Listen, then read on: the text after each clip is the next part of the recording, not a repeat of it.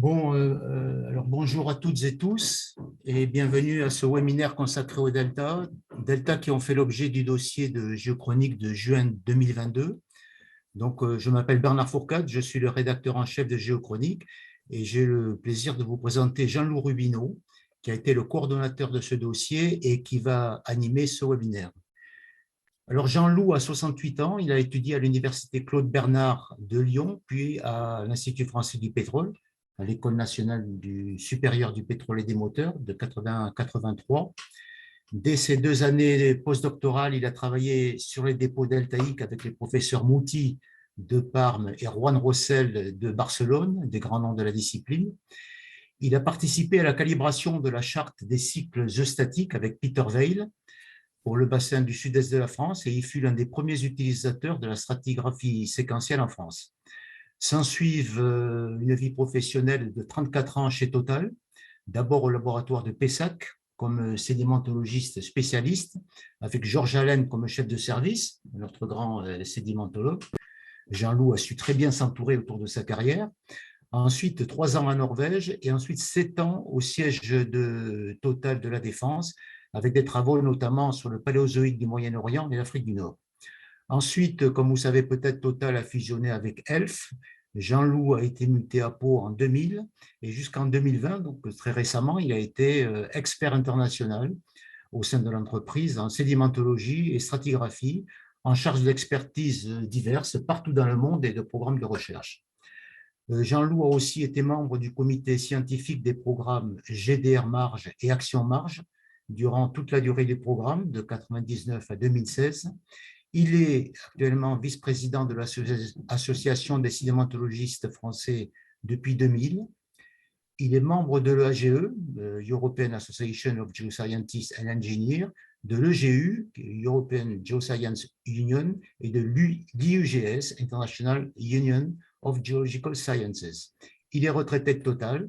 Il est actuellement chercheur bénévole à la Sorbonne au sein de l'Institut des sciences de la Terre à Jussieu et il est membre, toujours bénévole, de l'association Total Énergie, professeur associé, et il est l'auteur ou co-auteur de plus de 300 articles et communications scientifiques.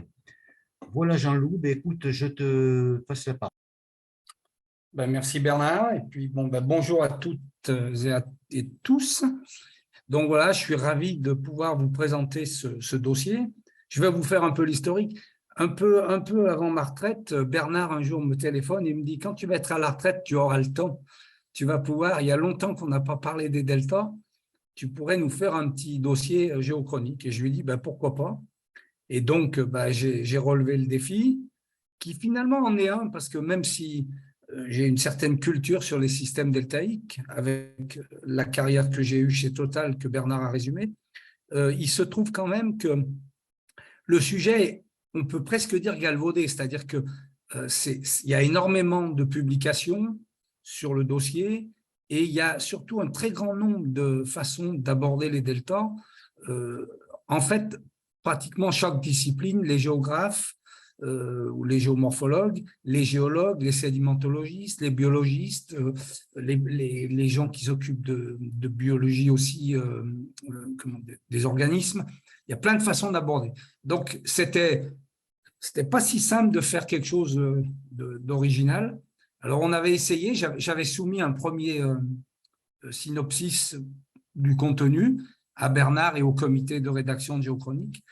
Et puis, il était peut-être un peu long, ils ont un peu coupé. Et puis, il faut le dire honnêtement, il y a des problèmes de coût d'édition qui fait que les numéros de Géochronique se sont un peu raccourcis. Mais enfin, on a réussi, je pense, à établir un bon compromis.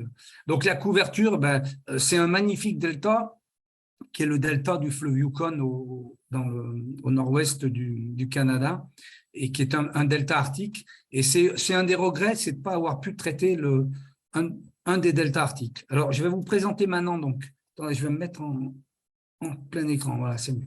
Le contenu, donc on a commencé, j'ai rédigé une introduction, ensuite avec un de mes collègues de Total, François Lafont, on a rédigé un historique et puis la classification des deltas qui va servir de trame et qui va être illustré ensuite par des exemples de deltas et on va y revenir, on utilise la classification d'un sédimentologiste américain qui s'appelle William Galloway. Et à partir de là, on classe les deltas en fonction des processus dominants. Et donc, on a essayé d'illustrer quelques exemples de cette classification avec le delta du Rhône, un delta français. C'est Gilles Arnaud Facetta qui a rédigé l'article, qui est un géographe de l'Université Descartes. Dominique Laurier, un de mes anciens collègues, qui est un des pionniers des travaux sédimentologiques sur la Mahakam, puisqu'il a fait des missions de terrain sur le delta en 1972. Et puis, l'idée était de traiter un delta fluvial. Et ça, c'était un peu un challenge parce que l'idée, elle aurait été de traiter, on ne voulait pas traiter le Mississippi puisque c'est le prototype des deltas fluviales dominés, mais il est tellement galvaudé qu'on s'est dit que ce n'est pas le bon sujet. Alors, on a essayé de trouver un delta arctique. On avait pensé à la Léna, qui nous permettait à la fois d'aborder les deltas en zone arctique, mais on n'a pas trouvé de rédacteur qui était assez au point sur le sujet.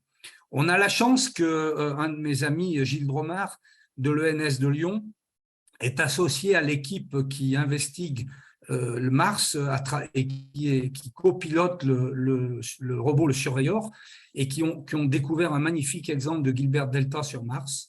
Et puis, vous le verrez, j'en dirai quelques mots en intro, la connaissance, une grande partie de la connaissance qui est aujourd'hui acquise sur les deltas tient au fait qu'ils ont été une source d'énergie depuis le 19e siècle avec le charbon, ensuite les hydrocarbures, et puis plus récemment, ils jouent un rôle très important dans les nouveaux plaies pour l'uranium. Et puis enfin, il y a la réalité terrain. C'est Philippe Crumérol, un de mes anciens collègues de Total, aujourd'hui aussi retraité, qui nous a rédigé ça à partir de quelques exemples dans le bassin sud-pyrénéen, qui est un magnifique bassin où ces deltas, où un grand nombre de variétés de deltas affleurent. Alors, il manque des choses dans ce dossier. Les estuaires, parce que volontairement, hein, lors de la discussion avec le comité de rédaction, on a trouvé que ça ferait un dossier un peu long. Les estuaires, c'est assez diversifié. Les Gilbert Delta, j'aimerais bien, dans un futur proche, faire proposer au comité éditorial un petit numéro, parce que d'abord, c'est un de mes deltas favoris. Il y a surtout de magnifiques exemples sur le pourtour méditerranéen, que ce soit dans le détroit de Corinthe, mais dans l'ensemble des systèmes liés à la crise messinienne. Et en plus, ils ont été récemment étudiés dans le cadre de 4 ou 5 thèses cofinancées par l'IFP en particulier. Donc, il y a des travaux récents. Bon, on n'a pas pu trouver, ce que je disais, un auteur capable de traiter d'un delta arctique en particulier. C'est des deltas qui sont affectés en partie par le permafrost et les variations du permafrost avec le développement des lacs thermokarstiques. Et puis, ils ont une saisonnalité au niveau des débits.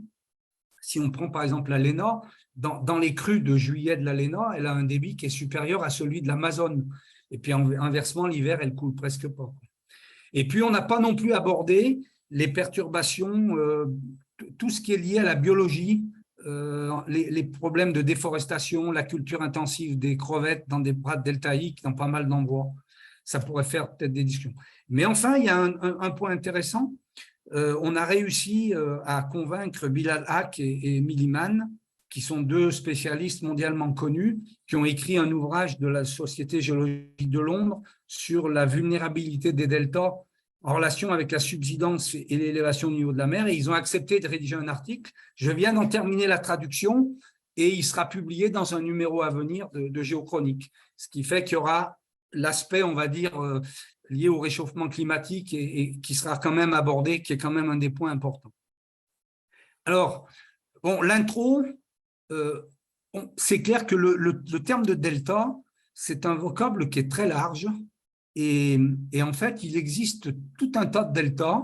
Alors, j'ai moi, par exemple, en faisant ce dossier, découvert qu'il y avait des deltas intérieurs à la confluence de certaines rivières, par exemple le Congo, dans le Niger, dans le bassin intérieur du Niger, il y a une immense plaine marécageuse avec des deltas.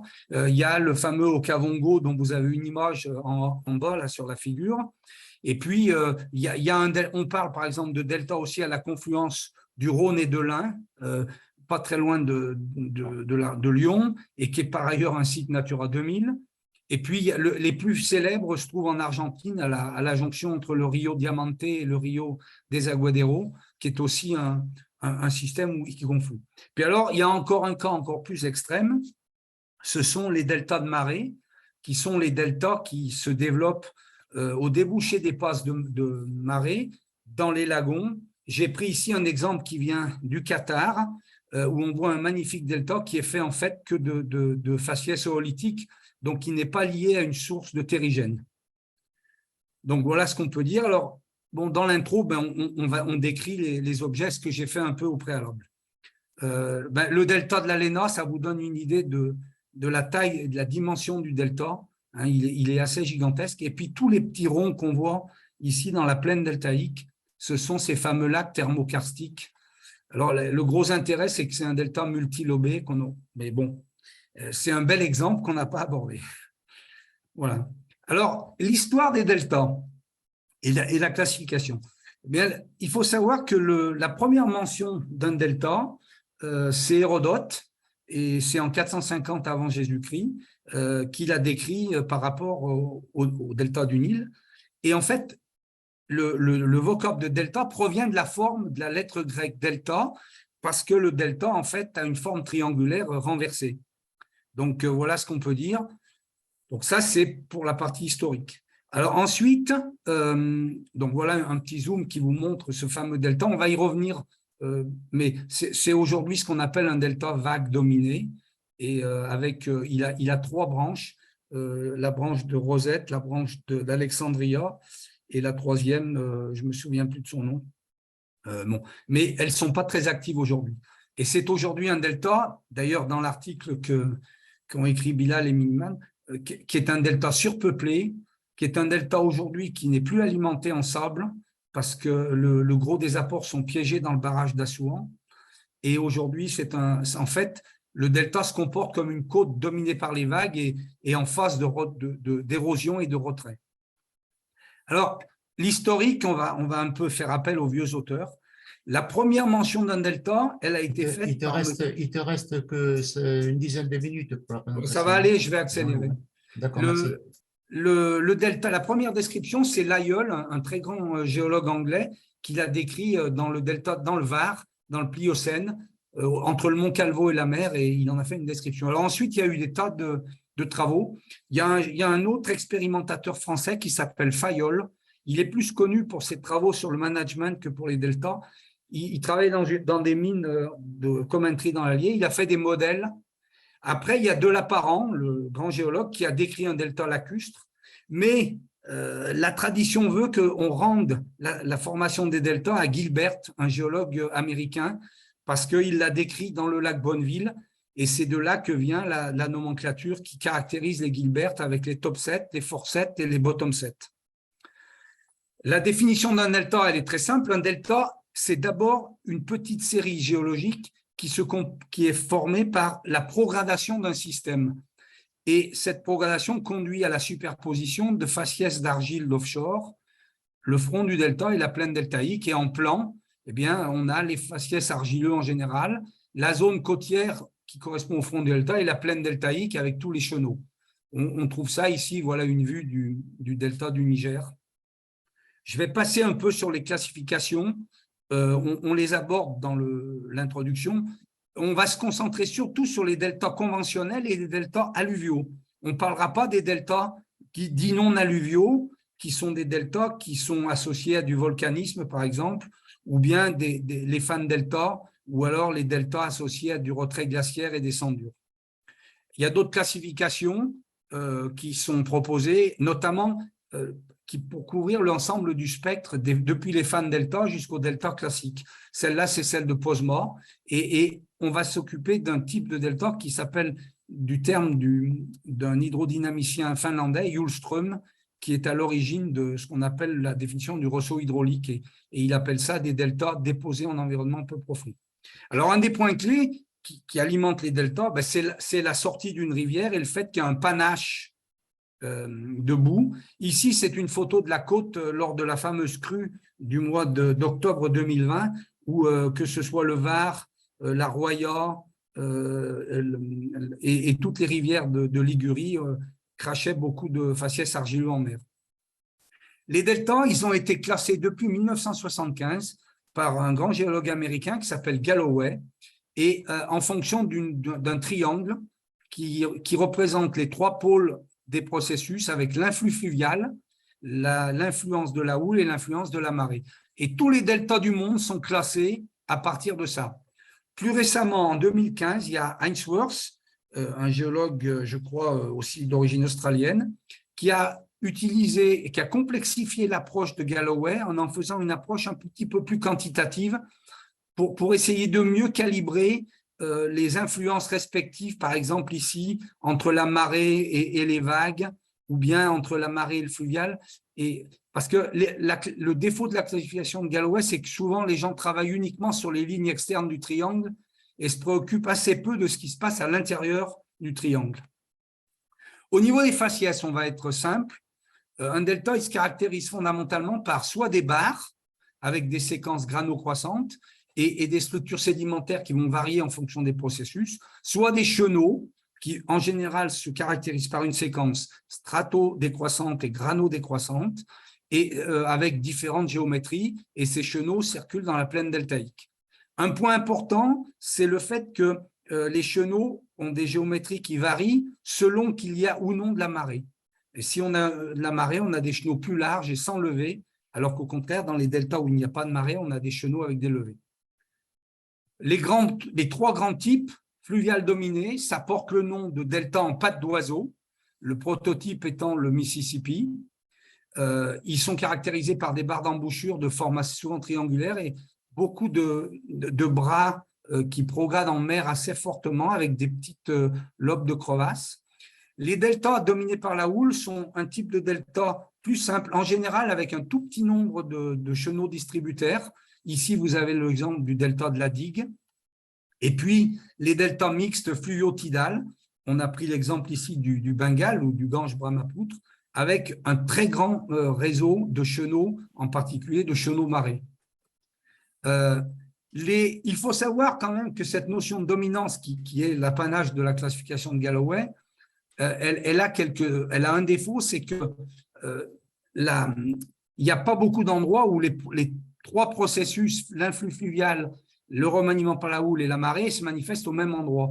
Si on prend ici le débouché de la rivière Arkhangelsk, qui est un système bien mixte, tidal et dominé vagues et houle, vous voyez que la zone de la plaine deltaïque, elle est dominée par la marée, et les vagues, c'est uniquement à la côte. Si on prend un autre delta, qui est le delta de l'Ogooué au Gabon, eh bien, vous avez toute une branche du delta qui débouche le long de la côte atlantique avec uniquement les vagues, et la partie nord du système, elle est entièrement dominée par la marée. Ce type de géométrie, on le retrouve y compris dans les deltas anciens. Là, vous avez des exemples quaternaires, et ça me permet d'aborder un des points qui me tient beaucoup à cœur, c'est l'importance de la sismique 3D.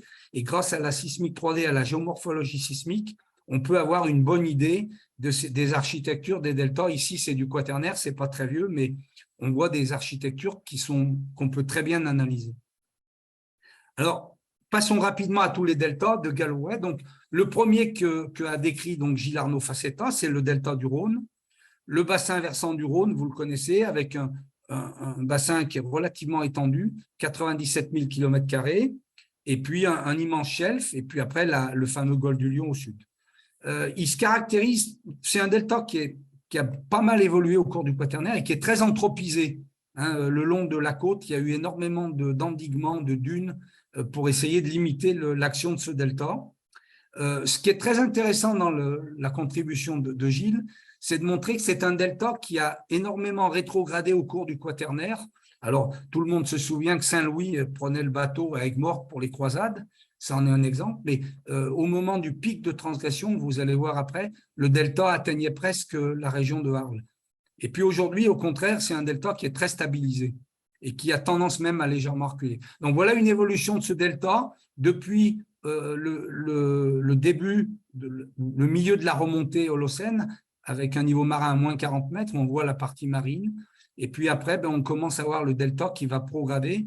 La progradation maximale se produit pendant l'époque romaine, et puis aujourd'hui, le delta commence à reculer. Voilà l'analyse qu'on peut faire pour le Rhône.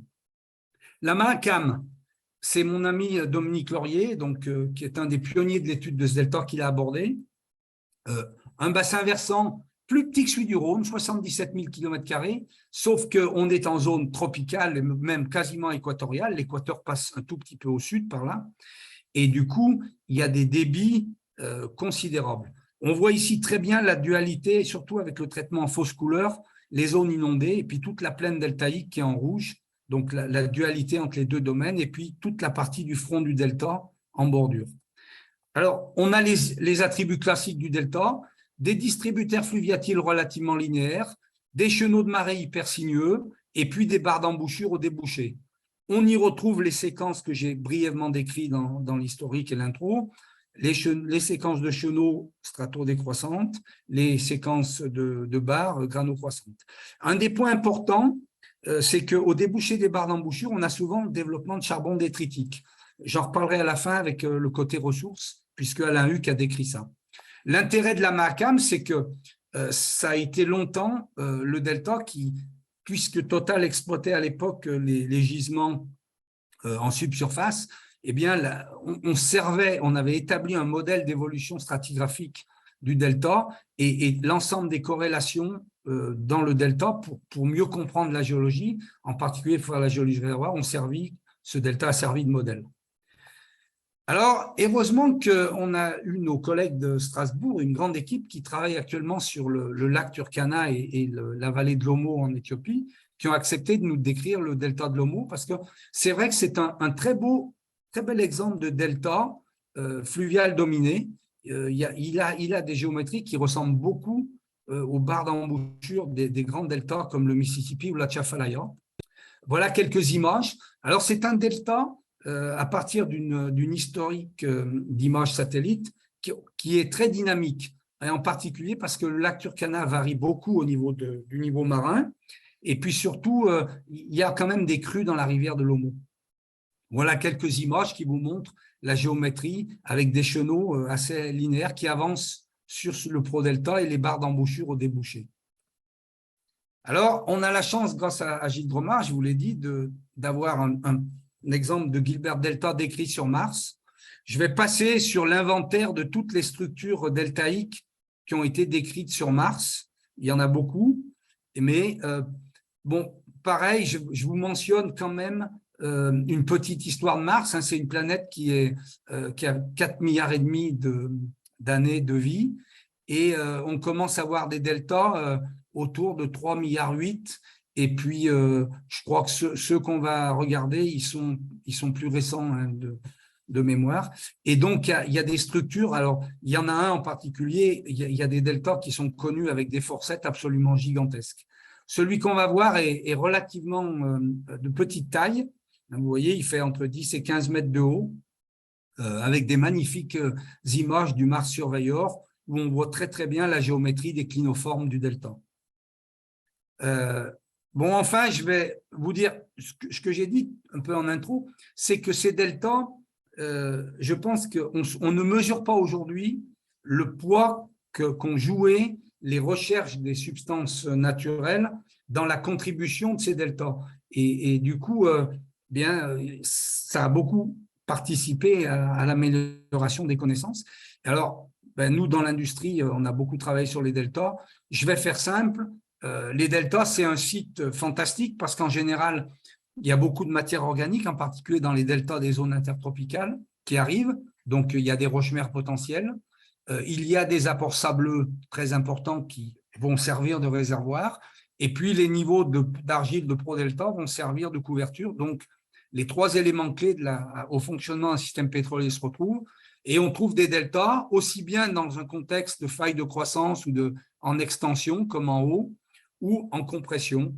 Et donc, après, pour en savoir plus, ben, vous allez voir l'article qu'a rédigé Bernard. Les deltas et le charbon. Alain Huck, qui est un ancien collègue de l'IFP, qui est comme moi aujourd'hui chercheur bénévole à la Sorbonne, lui, il a fait une magnifique description très synthétique des deux grands types de charbon, les charbons de plaine deltaïque, les tourbes, versus les charbons détritiques qui s'accumulent au débouché des barres d'embouchure et qui sont les deux grands types de charbon qui contribuent au gisement de charbon. Et ce modèle, on peut même l'appliquer au delta carbonifère. Enfin, tout à fait récemment, il y a déjà une bonne quinzaine d'années, l'uranium qui traditionnellement était recherché dans les séries de socles, eh bien, on se met à le chercher dans les systèmes sédimentaires et en particulier dans les deltas. Et du coup, mon ami Olivier Paris, qui est un ancien d'Areva et d'Orano aujourd'hui, a rédigé cet article un peu synthétique et en expliquant où se trouvaient les accumulations, avec des accumulations dans des chenaux, des accumulations dans la plaine deltaïque associées souvent à des limites. Donc voilà ce qu'on peut dire sur le côté ressources naturelles. Et puis, je vais dire quelques mots de la réalité terrain. Donc, le bassin sud-pyrénéen est un bassin fantastique, en particulier la région d'Ainsa, qui est donc sur le versant sud des Pyrénées. Philippe a décrit de façon très synthétique 4 magnifiques systèmes deltaïques. Certains sont liés, la plupart sont liés à un système de rampe latérale qui se développe au sein de cet avant-pays. Et il a très bien décrit les fameux grès de Roda qui voient se superposer 3 systèmes de Gilbert Delta. Et puis, pendant certaines périodes de bas niveau, il passe à des systèmes qui vont être entièrement remaniés par la marée. Il y a un autre système qui est très connu, qui est le delta de la Castille-Sainte. La Castille-Sainte, en fait, est une formation qui est très connue en Espagne parce que c'est un des prototypes de système de rivière en tresse. Mais à la partie distale du système, elle passe à des deltas qui sont plutôt fluviales dominées ou en tout cas une influence mixte, fluviale et un peu de vagues. Et on peut très bien les étudier. Enfin, Philippe avait fait sa thèse sur les fameux conglomérats de Sant'Aliestra, qui sont un fan delta qui se termine avec les pieds dans l'eau et dont toute la partie du front delta se trouve remaniée par les tempêtes, avec des séries de tempêtes et puis des canyons qui incisent le système. Et puis enfin, le dernier, qui est le delta du Sobrarbe, qui est immédiatement situé au sud d'Ainsa, qui est un magnifique exemple de delta mixte, dans lesquels on a l'influence fluviale, les vagues et un peu de marée. Et je n'ai pas résisté, j'animais un stage de formation en interne et il y a des panoramas. Et je crois que c'est vraiment la caractéristique du bassin sud-pyrénéen, c'est d'avoir des affleurements de toute beauté qui permettent, par exemple, y compris ici, de voir les grandes clinoformes de cet édifice deltaïque, ce dessin qui est en haut schématise, mais vous voyez que ce n'est pas une vue de l'esprit, on voit vraiment les clinoformes du delta. Voilà, on a rajouté parce que on a tendance un peu à jargonner en sédimentologie, donc on a ressenti la nécessité de vous livrer un glossaire. Et puis, j'ajoute que si vous allez sur le site en ligne de Géochronique, vous avez accès à toutes les références bibliographiques qui ont servi à la construction du dossier. Merci de votre attention et puis j'essaierai autant que faire se peut de répondre à vos questions. Bien, merci Jean-Loup. Donc, pour l'instant, sauf erreur de ma part, je ne vois pas de questions dans la discussion. Donc, si vous avez des questions, n'hésitez pas là à écrire votre question. Oui, ou vous me posez oralement si on Oui, entend. ou poser oralement. Hein. Il faut que tu arrêtes le partage, Jean-Loup. Ah, j'arrête. D'accord? Attends. Voilà. OK. Bon, voilà, on va attendre un petit peu, voir s'il y a des questions qui arrivent.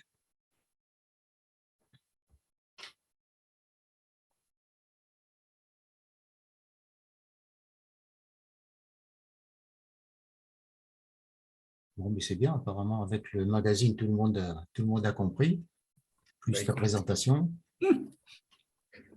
Non, c'est bien. Ah si, il y a quelqu'un qui lève la main là, oui, je vois. Ouais. Oui, il y a quelqu'un qui a une question?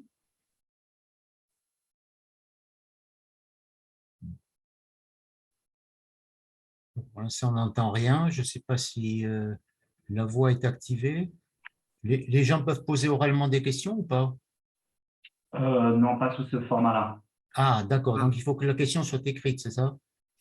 d'accord. Ah ouais, d'accord, d'accord. Bon, désolé, donc, si la personne qui avait levé la main peut écrire sa question. Oui, il y a Dominique Laurier aussi qui vont intervenir. Je pense que ça va pas tarder.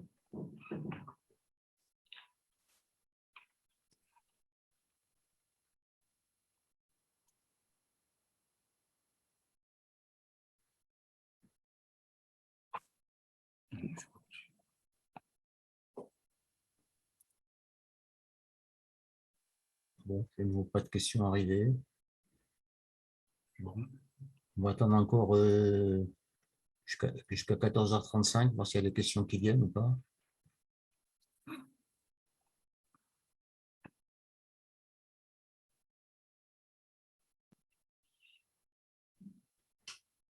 Dominique Laurier, ouais. Ton micro est coupé, Dominique. Alors, je ne sais pas si tu l'actives, si tu peux. Je ne suis pas sûr que tu puisses parler. Bon, apparemment, si, je viens de voir, j'essaye. Ouais, ouais. Parce que là, donc, Dominique Laurier est la personne qui a rédigé l'article sur le delta de la Mahakam, pour votre information, qu'a présenté Jean-Loup.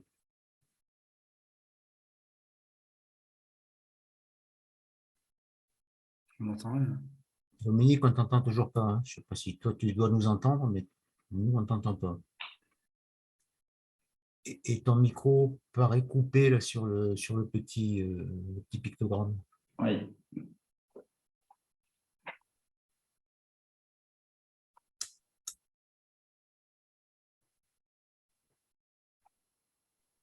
Là, c'est pas de mon ressort, je peux pas le faire à distance, activer à sa place. Non, et là, il n'y a que Dominique qui peut se… Oui, je suis désolé. Sinon, il écrit, ça sera plus simple. Ah, il écrit, d'accord.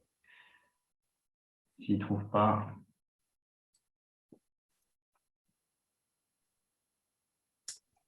Oui, sauf si vous voulez ajouter un commentaire, c'est pas très pratique par écrit, hein.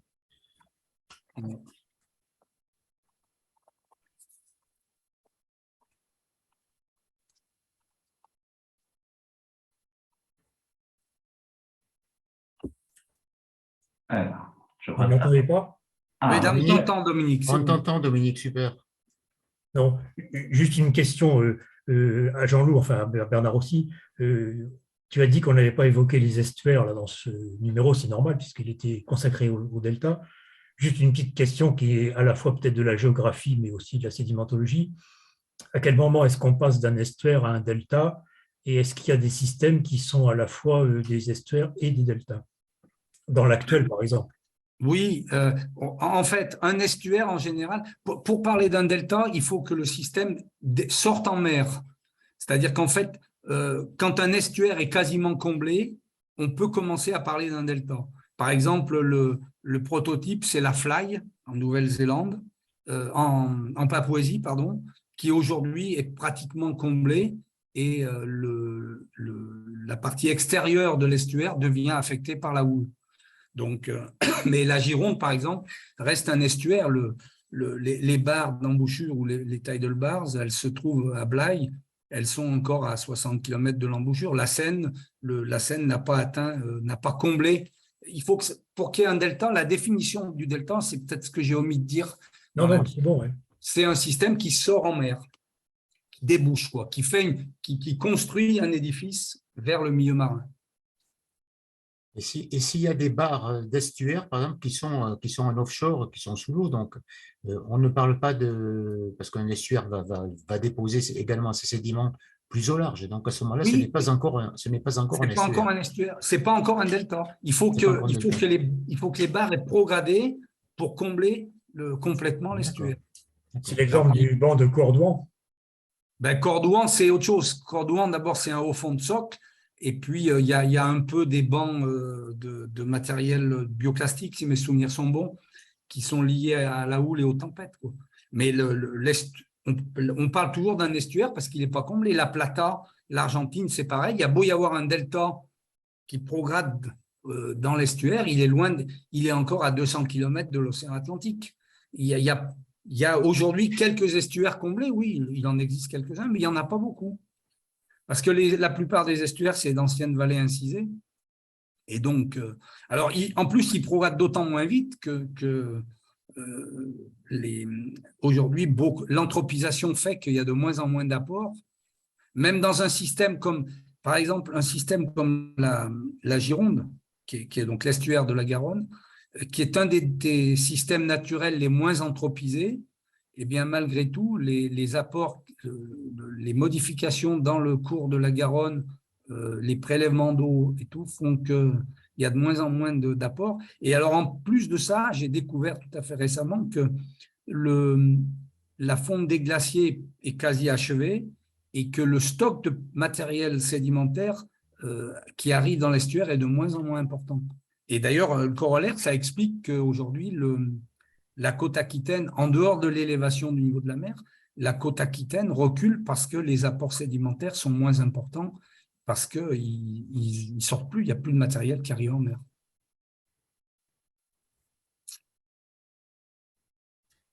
Mais on pourrait, c'est vrai que les estuaires mériteraient presque, enfin je ne sais pas s'il y a eu un dossier sur les estuaires il y a longtemps, mais ça mériterait un dossier parce que c'est un sujet aussi assez vaste. Il y a eu, de mémoire, je crois qu'il y a eu. Il y a eu, oui, c'est possible. Il y a fort longtemps, alors. Hein. Oui, il y a fort longtemps. Avant que j'arrive. Ouais. On vérifiera et bon, s'il y a une actualisation à faire, on pourra le faire aussi. Voilà. Bon, ben, je crois qu'on va en rester là parce que je vois qu'il n'y a pas d'autres interventions. Donc, ben, merci Jean-Loup pour ton exposé. Tous nos auditeurs, je dis à bientôt. Et bon, et si vous êtes intéressés par Géochronique, j'ai vu qu'il restait encore des numéros disponibles en ligne. Donc, voilà, vous pouvez l'avoir en version papier ou bien en version électronique ou les deux, bien sûr.